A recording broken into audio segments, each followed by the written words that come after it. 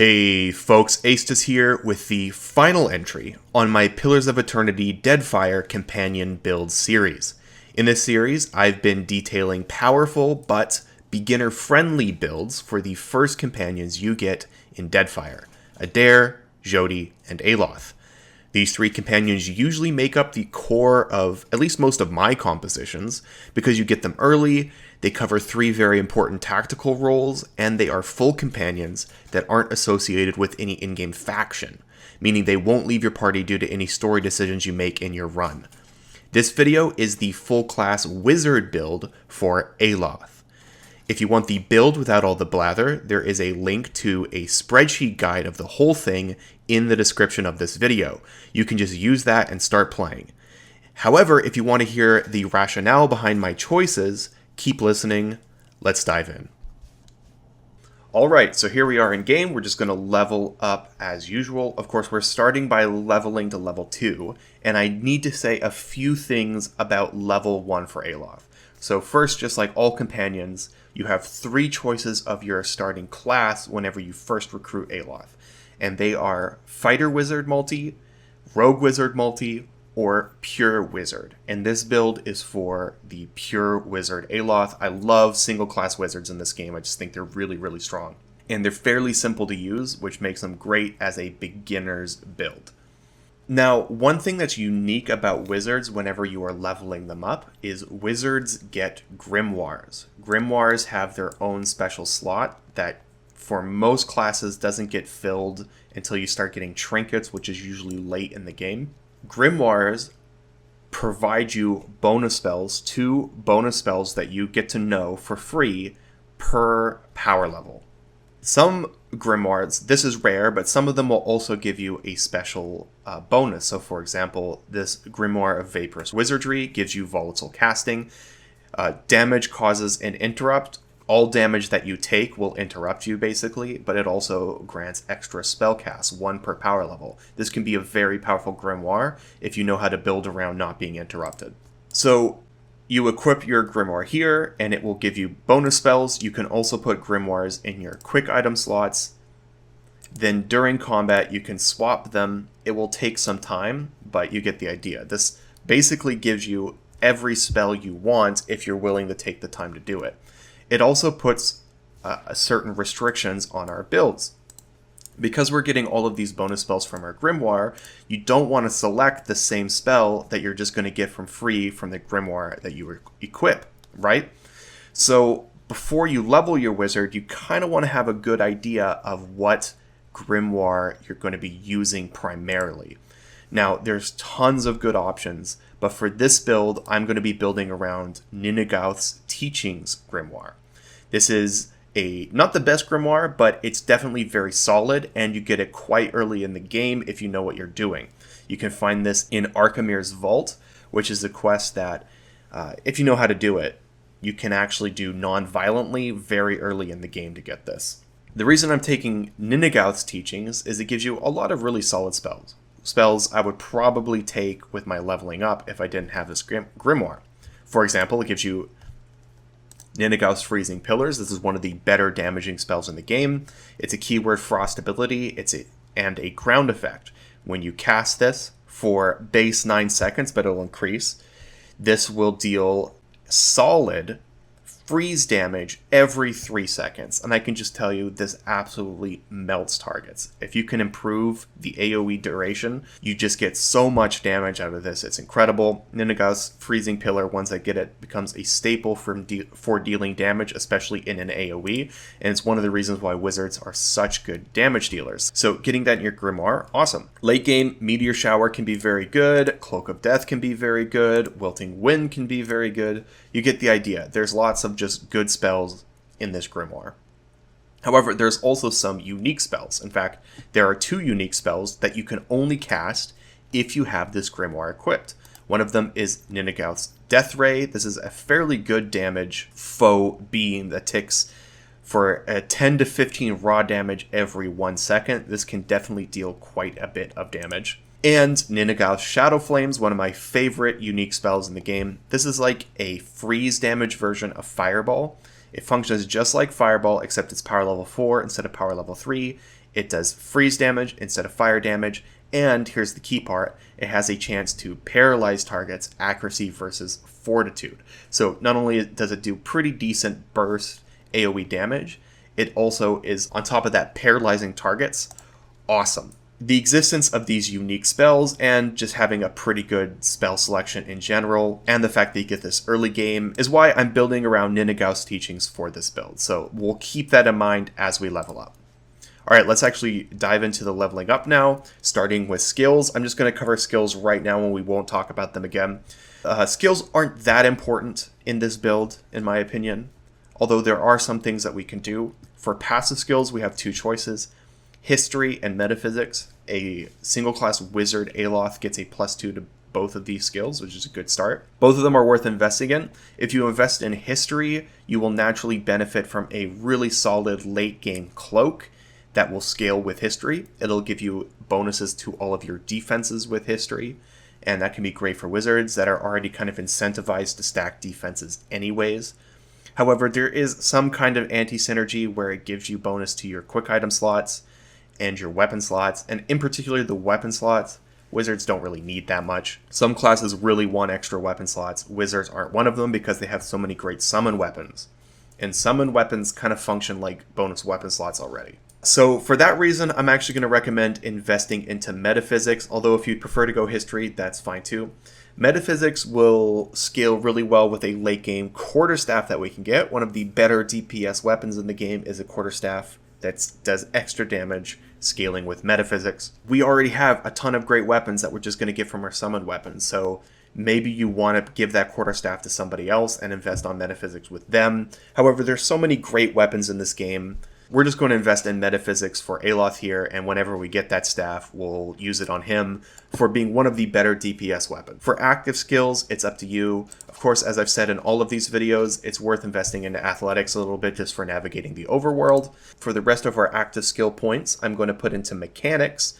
I think Aloth is a pretty good mechanics user because he doesn't benefit a ton from any of these other active skills. So yeah, for the sake of this build, Metaphysics and mechanics, and that's all we're going to say about skills.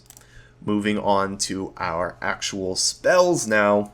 You can see wizards get such an amazing selection of active abilities, which are their spells. Spells that we are already getting from our grimoire, you can see have this little purple book checkmark notification. So I can take the spell and learn it with my spell slot, but why would I do that? I'm already getting it from my grimoire, right?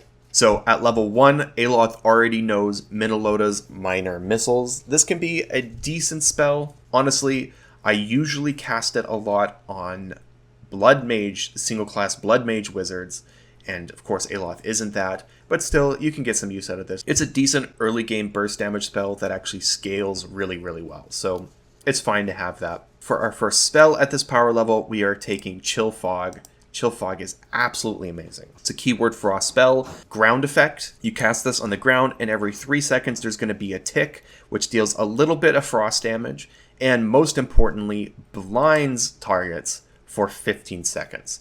Now, a massive AoE blind that lasts for so long at this level, already amazing. Blinding is a awesome, absolutely awesome, debilitating infliction. It'll take away -5 from their perception. -5 perception will reduce their accuracy by 5, but also their reflex by 10. A lot of wizard spells that deal damage target reflex, so debuffing their reflex is great. Especially, I find I use Chill Fog to set up some of my AoE reflex targeting spells anyways, because it also reduces enemy vision, which basically reduces the range of their ranged attack and spells. And what this naturally does for archers or ranged enemies is that they will group up, right? Because they can't spread out as much, they have reduced range, so they're naturally going to group up, and then their reflex is reduced, which allows you to hit them with fireballs and Ninagao's Shadow Flames and all of that. Just really, really strong combo for setting up your AoE attacks. It's also going to reduce their accuracy by 10 on top of the -5. You're already reducing it from their perception, so that's a -15 to their accuracy. That's going to cripple their damage. It will give them a +50% recovery time, so they're also acting much slower.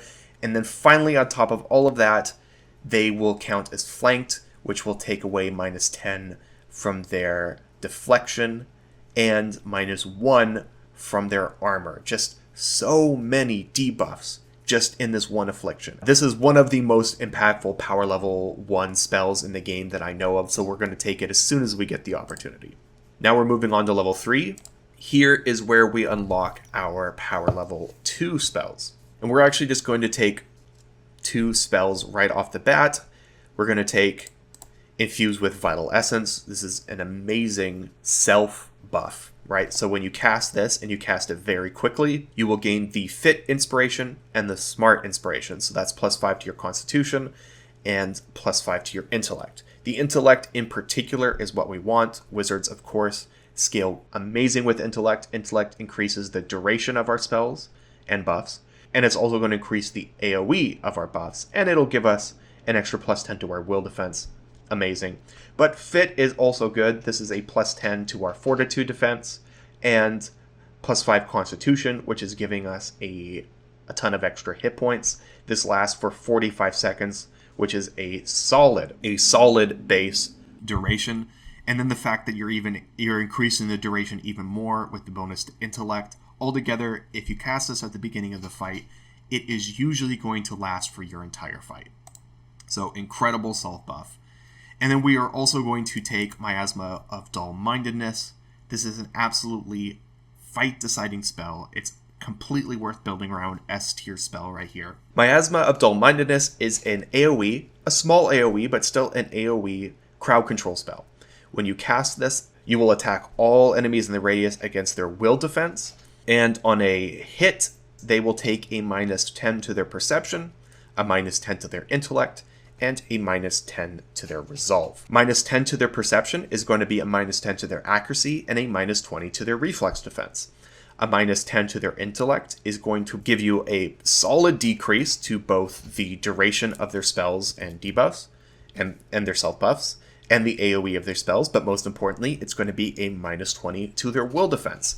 Then finally, here's the best one by far. A -10 to their resolve is going to be another -20 to their will defense for a total of -40 to their will defense.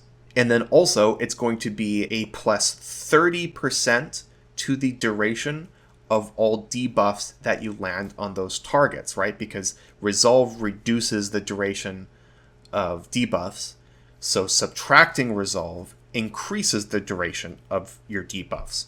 Altogether, what this does is completely this absolutely sets up all of your will targeting abilities. I mean, a +40 to all of your spells and abilities that target will is incredible, and then you're just going to get extra duration from all of that. It is absolutely insane. And this spell by itself is what makes targeting will so strong in this game. So we are going to take this and then take a bunch of other spells that target the will defense, and there are some amazing ones in this game, and really we're just going to create an entire team comp around exploiting spells that target will, and it all starts by taking Miasma of Dull-Mindedness at this level. Alright, moving on to level 4. Alright, at level 4, we have a few options. I kind of consider this a dead level. You can take a weapon skill, but I don't usually like weapon skills. On wizards, a single class wizard isn't a great weapon user, especially at this level. So what I'm actually going to recommend is that we go back and take Spirit Shield, another awesome power level 1 spell. Whenever you cast this on yourself. Again, it's so fast of a cast time, it's basically free. This will give us +3 to our armor rating, a stack of concentration. It lasts 45 seconds. Again, very, very good. You cast this at the beginning of the fight. You're pretty much getting this for the entire fight. The concentration is incredible for us. The +3 armor rating is incredible. Just a solid self buff we're going to take at level 4. For your level 4 weapon proficiencies aren't that important, but I usually like investing into two-handed weapons for wizard because a lot of their best summoned weapons are two-handed weapons. And I recommend taking Quarterstaff here. While you're wielding a Quarterstaff, it can kind of become a stat stick. Whenever you click on the modal, it'll give you +20 to your deflection against melee attacks, which isn't great, but it's also not terrible. So we'll take that at this level. Now we're at level 5.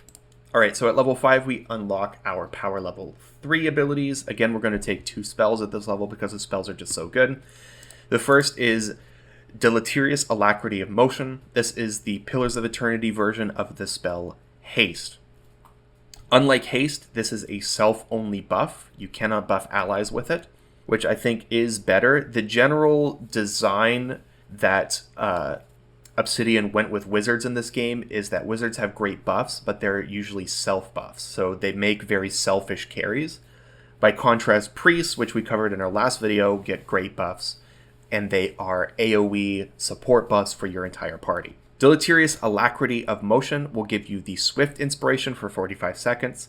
This is a plus 5 to your Dexterity and a plus 100% to your Stride. This is really solid, makes you move very quickly in real time with pause. In turn-based, this is absolutely game-breaking. You can move over the entire map, usually. So you can run in, hit somebody with a melee attack, and then move far enough away that they cannot reach you, allowing you to avoid a ton of damage. It's hilarious what you can do with this in turn-based mode. Anyways, great in both modes. It'll also give you another plus 15 action speed. So plus 15 action speed here, and then plus 15 action speed here equals a total of plus 30% action speed from one spell. That is a huge boost. Huge. Base 45 seconds. Again, that's going to last the entire fight. But it does have the deleterious part of the name, where you're taking -3 health per 3 seconds. It's really not that bad, guys. If you have any way to recover a little bit of health, like just any kind of passive healing that you'll get from your cleric, for example, this is going to be negligible. So I always start all fights by casting Deleterious Alacrity of Motion, and infused with Vital Essence, these spells are just so good. The other spell we're going to take at this level is Expose Vulnerabilities. I love this spell. So it's an AoE debuff that targets will, so we'll likely hit it on targets, right? Because of setting it up with Miasma of Dull-Mindedness. This will interrupt targets, which can be good, especially against targets casting spells or using abilities. It will subtract 2 from their armor rating. It's important to have ways to subtract from enemy armor rating, especially for your spellcasters. Armor rating is very important for spellcasters because with weapon strikers, there are usually lots of ways to get very high penetration. On spell strikers like the wizard, not so much. So a -2 armor rating is good in a pinch. There are better spells and abilities in this game for subtracting enemy armor rating, but this is still good to have. It'll also subtract 10 from their deflection for base 20 seconds. Just an all-around solid spell. Eventually, it will kind of become obsolete, but you have spells like Fireball that you can rely on later in the game whenever you're getting better sources of all of these debuffs from other parts of your team composition. That is level 5. Moving on to level 6 now. So here is a dead level. Choices are yours. I do like sometimes investing into defenses for wizards because they can get such ridiculously high defenses. And defenses are actually increasing returns. So that can be worth doing. But I'm actually going to recommend taking two-handed style at this point. In general, you don't usually want to be spending your actions making weapon attacks. You want to be spending your actions casting spells. However, eventually we're going to get some really good summon weapons. Most of them are two-handed weapons, so two-handed style is a good look here. Now we are at level 7, and here's where we unlock power level 4, which from our Grimoire, we're getting the unique spell, which is displayed here, Ninagath's Shadow Flame. I'm going to recommend taking a passive and a spell here. For the spell, we're going to take Essential Phantom, one of my favorite spells in the game, and just one of my favorite spells in all CRPGs ever. Essential Phantom will create a summon, which is a duplicate of you. Now, it cannot cast your spells, it will just auto-attack, but it will auto-attack with your equipment. With proper itemization, this will allow you to do really cool things where you essentially create duplicates of very powerful gear. Especially if those gears have automatically triggering effects, you can just get more uses of those triggering effects, which is awesome. Also, if you can get weapons with very good on-hit effects, you can summon an Essential Phantom to use those weapons for you, to use their on-hit effects, while you spend your action economy casting spells. There's going to be some really, really cool things that we're going to do with this once we get to the gear and summon weapons part of this build. So we'll talk about that later. For now, just amazing spell. And then for a passive, I'm going to recommend taking Secrets of Rhyme. This will increase the penetration of our Frost and Water keyworded attacks. We already have some really strong Frost keyworded spells. One of them is Ninagast Shadow Flame, which we're getting from our Grimoire. Another is Chill Fog. It was Frost. Later in the game, we're going to get Ninagast Freezing Pillar, which we kind of touched on. Probably our best AoE damage spell. And again, it's Frost keyworded, so getting penetration on those spells is awesome. Next up, level 8. So here's kind of a dead level. You can take whatever you want. Spell Shaping is always solid in this build. Actually, that's probably what I'm going to recommend you take, is take Spell Shaping. Basically, this creates a kind of modal for your spells, which you can control with the wheel on your mouse. You can either increase the area of effect of your spells at the cost of decreasing their power level. This can be good particularly for buffs to your party. For wizards, it can be good if you're getting a ton of extra targets with your AoE spells, but generally for wizards, what I use Spell Shaping for is to decrease the AoE to increase the power level. Decreasing the AoE can still be good if the enemies are grouped up, and there are lots of ways to group up enemies in this game. It can also be good against single targets. So yeah, I'll take Spell Shaping. Another good option is Pull of Aora. This creates a ground effect pull. It pulls enemies in, and that groups them up so you can hit more of your spells against them. One of the things I don't like about Pull of Aora, though, is it will also pull in allies, which is a real bummer. For your level 8 spell proficiency, it's really up to you, but I'm going to recommend Pike. There's a pretty good summon Pike we can get later, so we'll take that. Now we're on to level 9. Level 9, again, we're going to take a passive and a spell. For the passive, it's rapid casting, plus 10 action speed with spells. Spells are mostly what we want to be doing with our actions, so of course we're going to take this. It's just really, really good. And then we're going to take Rimmergrim's Innervating Terror. This is such a key spell, absolutely S-tier spell that we're going to build an entire composition around, frankly. So this is an AoE, a small AoE, but still good debuff. It is an illusion spell. It will target will, and you guys know the drill. Anything that targets will is automatically boosted for accuracy by an incredible amount. When you hit targets with the spell for a base 15 seconds, they will be weakened, which lowers their constitution, which is kind of like dealing damage, because lowering their constitution lowers their health. And it will also subtract their healing received. This can be good in some fights, but in general, it's not that crazy. The big thing we want is Terrified. Terrified is the tier 3 Resolve Affliction. It'll subtract 5 from their Resolve, which is decreasing their deflection. That's good. It's increasing the duration of spells against them. That's incredible. It will decrease their power level by 3 against some targets. Again, incredible. And then here's the really solid thing. It gives them the special Terrified debuff. A Terrified target will turn yellow on its base, and it will do nothing while it is terrified except for run away in random directions. It does this in kind of short bursts, and again, it is random, which can be a bummer. I've seen a lot of people overlook how debilitating Terrified is just because of the randomness of it. However, in my opinion, Terrified is so good, it needs that randomness in order to nerf it, because without it, it's just way overpowered. So targets that run away are naturally going to trigger attacks of opportunity, or as they're called in this game, disengagement attacks. If you don't know how powerful disengagement attacks are, please do check out the Adair build that I've already released. We built Adair as a swashbuckler specifically around getting as many disengagement attacks as possible, and we assumed that we are going to do with Aloth what we're doing now, which is taking Innervating Terror, nailing targets with Terrified, and deliberately proccing disengagement attacks for crazy damage. Basically, this is the pipeline that allows you to take Miasma of Dull-Mindedness, decreasing their defenses to will, and turn that into damage. Because you decrease their will, you hopefully hit or crit with Innervating Terror, which means they are going to run away, which is going to proc disengagement attacks, which deal insane amounts of damage. So yeah, this is an S tier spell that we're absolutely going to be casting all of the time. Incredible. And that's level 9. Moving on now to level 10. Level 10 is kind of a dead level. There are several options here. The reason I considered it a dead level is because Rinogram's Innervating Terror is so good that that's pretty much all we want to be casting with our power level 5 spell slots. We'll just cast this twice in a fight, it's that good. So taking another spell is fine, but how often are you really going to cast it?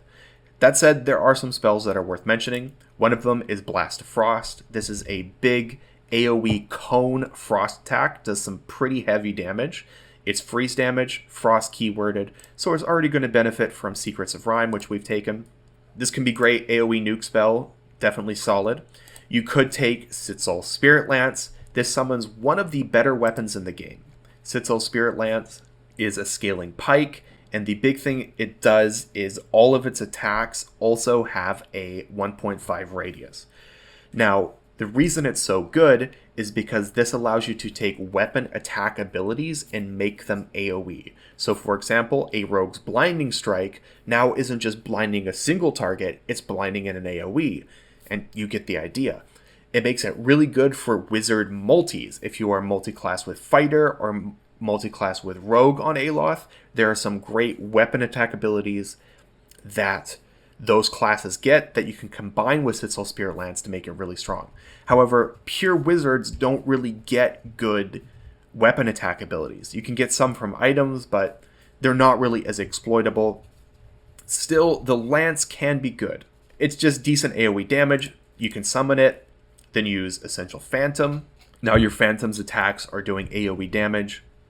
That can be good. It definitely adds up, so that's an option. Then there's Lengrath's Safeguard. This is one of the better defensive spells in the game. It's a self buff, base 60 seconds, it lasts forever. It's going to give you plus 20 to all of your defenses and a plus 5 to your armor rating. On top of that, whenever you drop below half health, it will interrupt and push enemies away from you, accuracy versus fortitude. That's actually what I recommend taking here. I definitely do use this if my wizard is being targeted and burst down. I will just quick cast Lengrath's Safeguard when I'm already below half health. It'll push enemies away, give me an insane defensive boost, and allow me to run away, hopefully without proccing disengagement attacks. So that's what I recommend taking. Another option, far casting, plus 20 range with your spells. Obviously that's good because we're going to be casting a lot of spells, but the range on wizard spells is already decent enough. They're not like priests. Priests kind of have a low range on their spells. Wizards tend to have already serviceable range, so increasing it isn't giving you that much. Anyways, it's up to you. For this build, we're taking Lengrath's Safeguard. Next up is level 11.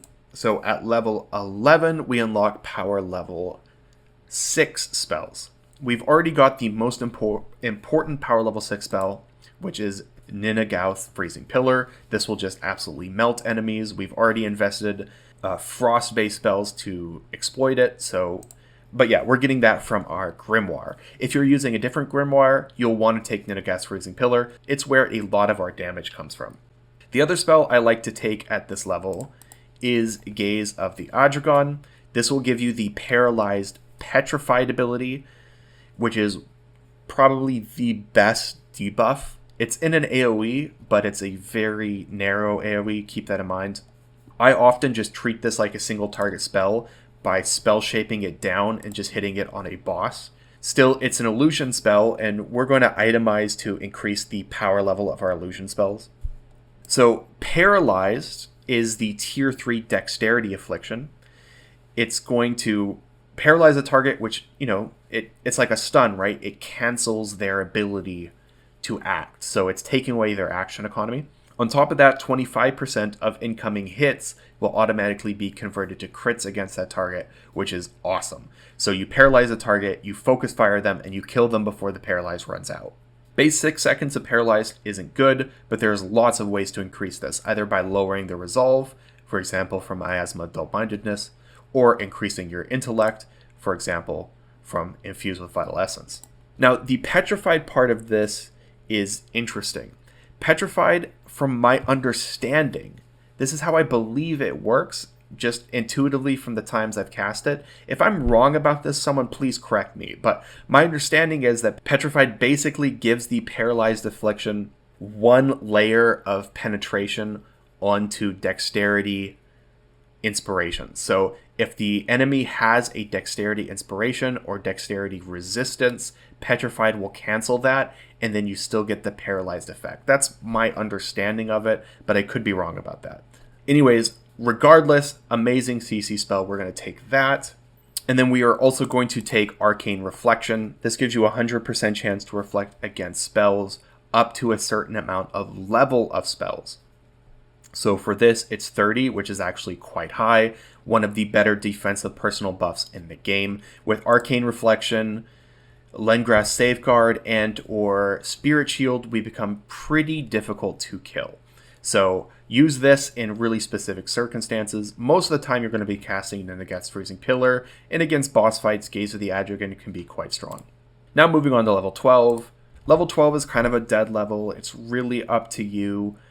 There's some good passes we can choose from here. You can also go back to pick some of the spells we talked about, like, for example, maybe Pull of Aora.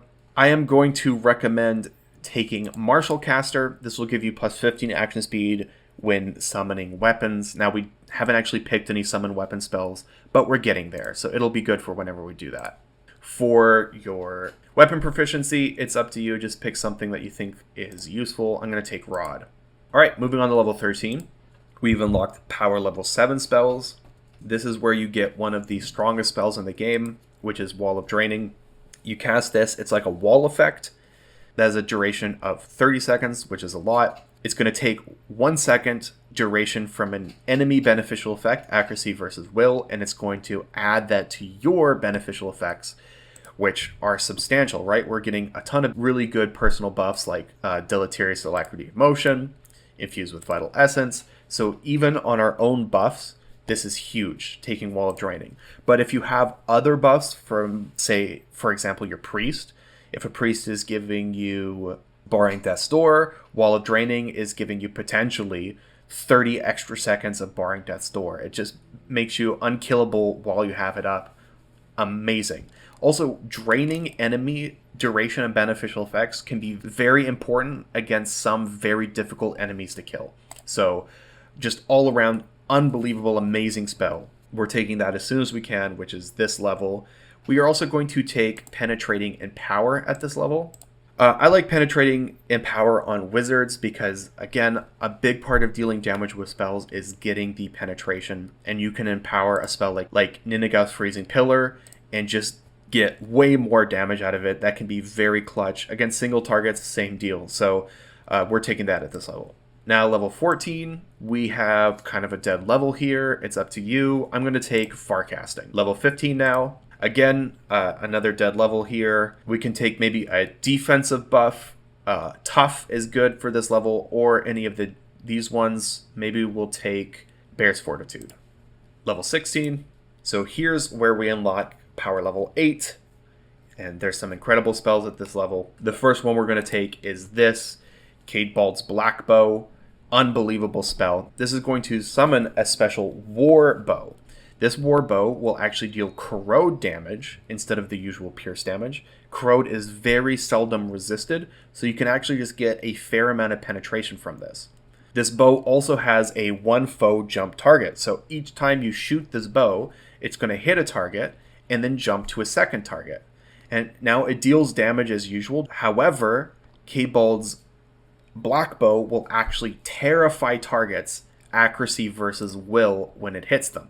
Now, we talked about Terrify when we talked about Renegrim's Innervating Terror. Terrified is probably the most important affliction in the game. A terrified target will run away, which will proc disengagement attacks. And this is giving you up to 2 targets of Terrify each time you attack. So as soon as we get this at this level, I will start fights by casting Cadebald's Black Bow, summoning with an Essential Phantom, and now this Essential Phantom will be terrifying at least 2 targets every time it attacks. It is absolutely insane. Now, if you also spend your actions attacking, it's now efficient to do that instead of casting spells, because not only are you dealing alright damage, you're also terrifying targets. So if you reach that point in the game where you've used up all your spells, you also have really, really solid damage and crowd control just on your auto attacks. Insane spell, so we're taking that at this level. Practically all of these spells are also good. You can't go wrong picking any of these power level 8 spells. Kalikos Freezing Rake is a good look. This is a massive damage burst AoE spell. It's Frost. It's both Illusion and Frost, and that's going to benefit from a lot of the gear we're taking and also from Secrets of Rime, so that's an excellent look. Wilting Wind is quite good. This is a solid AoE raw damage spell. Targets Fortitude and weakens targets, although we don't need to take it because we're already getting it from our Grimoire. Major Grimoire Imprint is one of the funnest spells in the game if you're willing to exploit bugs. There is a bug in this game where when you cast this, what's going to happen is when you cast this against a spellcaster, you will steal some of their spells which are level 7 or lower, and you get to cast them an infinite amount of times in the fight that you've stolen them. However, where the bug works is if you steal a spell and then switch your Grimoire using your quick slot switch, for some reason that spell that you stole becomes permanent. It will not go away after the fight. So you get to steal spells permanently, as many as you want, although it will completely jam up your toolbar at the bottom.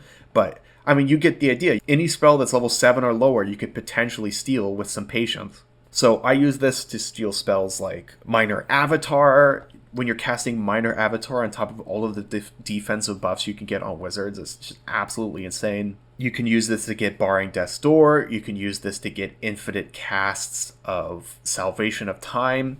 It's absolutely game-breaking, and it can be really fun if you're willing to exploit it as a bug. As I said, all these spells are good. You can't go wrong with them, but we also want to take Great Soul at this level, which is going to give us an extra max and power point per long rest. Awesome. Again, for your weapon proficiency, it doesn't matter, although I think we're going to take Warbow. Warbow modal isn't actually that good, but because we're using Warbows with our summoned weapons, it's worth taking it just for the option of having it. Now we are moving on to level 17. 17 is a dead level. You can take some of these amazing spells if you want them. Yeah, definitely Kalikos Freezing Rake's a good look here. Or you can take any of the passives that we've talked about. Bull's Will could be good. I'll just take Bull's Will here. Moving on to level 18, dead level. I'm going to take Kalikos Freezing Rake. Now we're on to level 19. As always, level 19 is the most important level on a lot of builds because this is where you unlock your last power level. For us, single class wizard, that's power level 10. There are some crazy spells at power level 10 that wizards get access to, but the most important by far, in my opinion, is Arcane Cleanse. This is an AoE. It's a small AoE, but that's fine.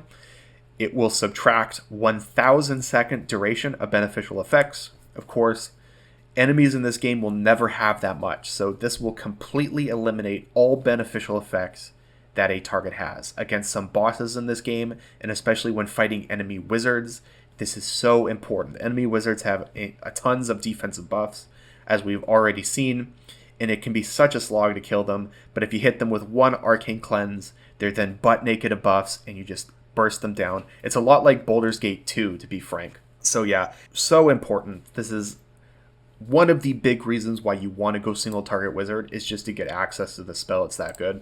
And then we also want to take Prestige at this level. This is +1 to all of our power levels. Incredible on all classes, but especially on casters. And then for level 20, on your last level, it's really up to you, but I recommend taking Minoletta's Missile Salvo. This just deals so much damage. It scales incredibly with power level. Just a great spell. I love taking it. However, there's so many great spells at this level. Another great one, Lengraf's Reflection. This is 100% to reflect against spells for 50 levels. We already had this one, which was only for 30. This can be good. However, just stacking Arcane Reflections kind of gets the same effect, right? So Cancelhall's Corrosive Skin is very interesting. It just deals a ton of single target corrode damage. It really adds up, does great damage against bosses. Petrification will petrify a target for a base 12 seconds.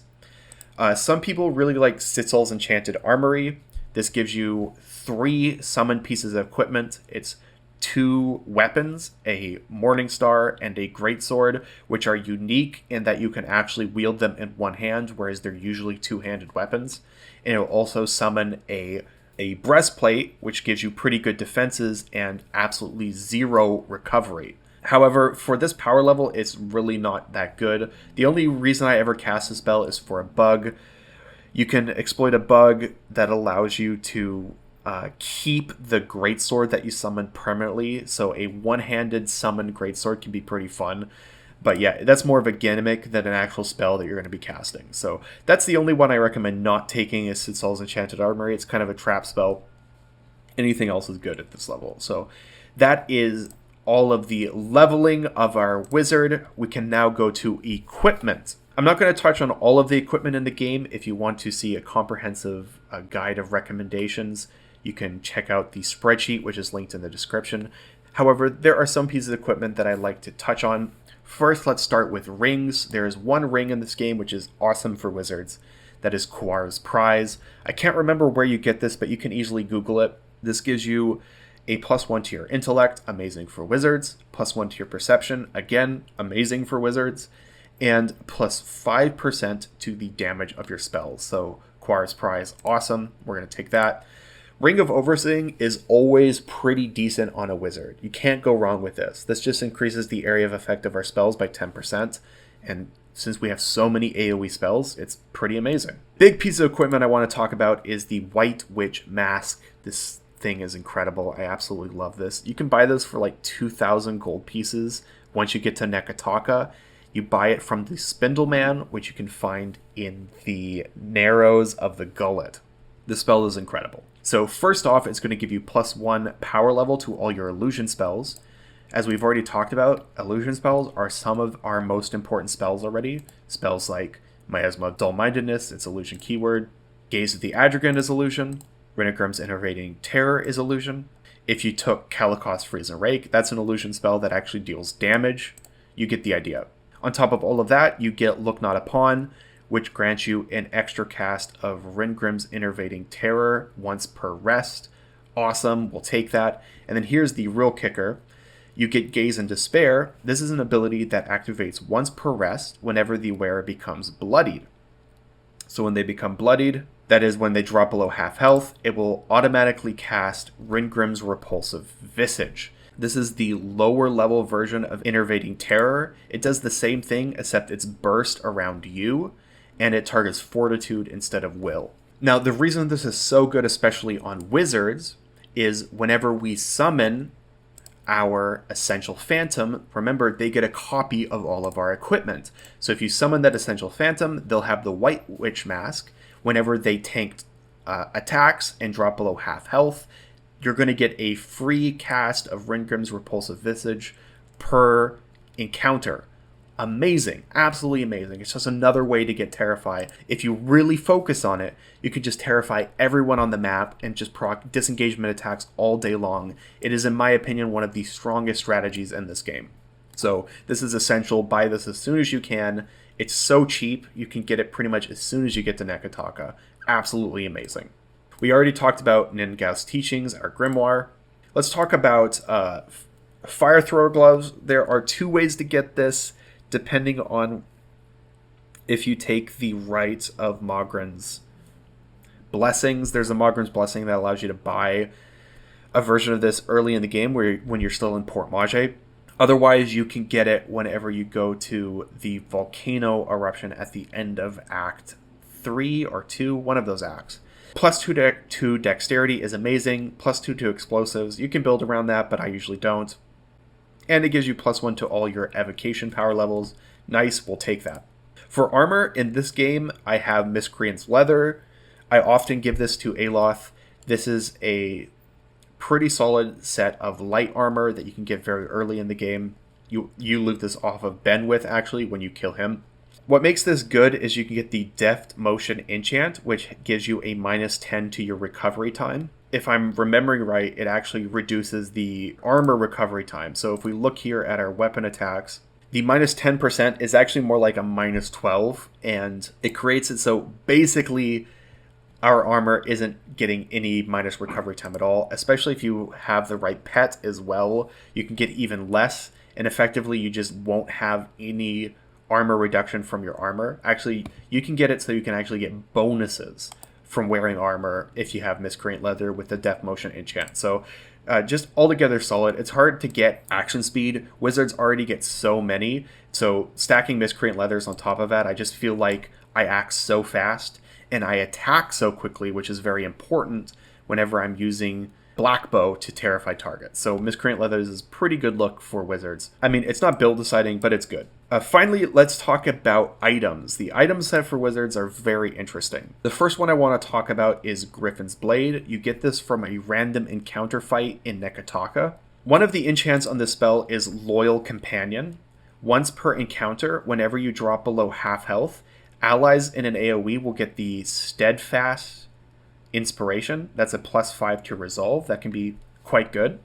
I like to put this on Wizards because, especially early game, before you're casting Black Bow, whenever you summon your Essential Phantom, you're summoning specifically for them to drop below half health to trigger Ringrim's Repulsive Visage, and that at the same time will trigger Loyal Companion, so it's good for that. However, the big thing is the Hound's Courage enchant, which gives you a +10 damage, +10% to the damage of your spells, as well as +5 will. So this is just an amazing stat stick. If we're going to be casting spells, we want to be casting them while holding Griffin's Blade.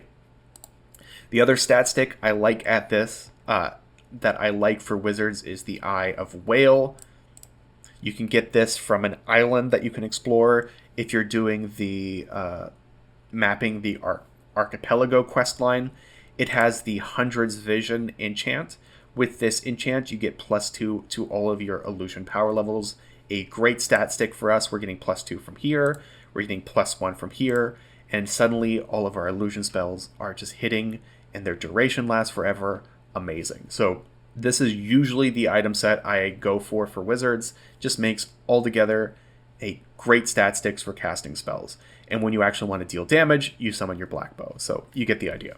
All right, I think that's enough to talk about for our items. Hopefully you get an idea of how this build plays out in game.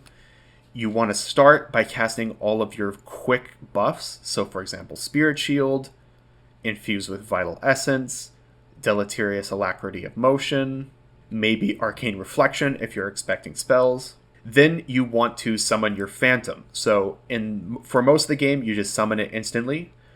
Once you get Cadebald's Black Bow, you summon the Black Bow, then you summon your Phantom, and then you want to start layering damage spells and AoE debuffs. So for damaging, we've got Ninagath's Freezing Pillar, we have Ninagath's Shadow Flame. For debuffs, which are probably the most important, you want to group targets up with Chill Fog, then you want to hit them with Miasma of Dull-Mindedness, which will set you up for casting Ringrim's Enervating Terror. You really want to get that out as quickly as possible. Sometimes I even do this before I summon my Phantom. It's just that important. And then, yeah, at that point, you've just got a ton of flexible damaging spells, like Kelikoth's Freezing Rake, Ninagath's Shadow Flame. You get the idea. Most of your damage is coming from Frost, but I find that Frost is seldom resisted. However, if you need Fire, you've got Fireball, there's Ninagath's Death Ray with his Raw. You have tons of flexible damage. And as always, when you want to auto-attack, you have Black Bow, which is dealing corrode damage. So altogether, you just have one of the best controllers in the game, one of the best damage dealers in the game. The only thing that's restricting you is just action speed. You just want to be able to do as much as you can, as fast as you can, because there's really so much you can do on a Wizard. Anyways, guys, that is it for this build. I hope you enjoy it. Thanks for watching. Please do check out the spreadsheet that's linked in the description for a detailed list of all of the choices that I talked about in this build. Let me know what you think of the build in the description. I will catch you next time.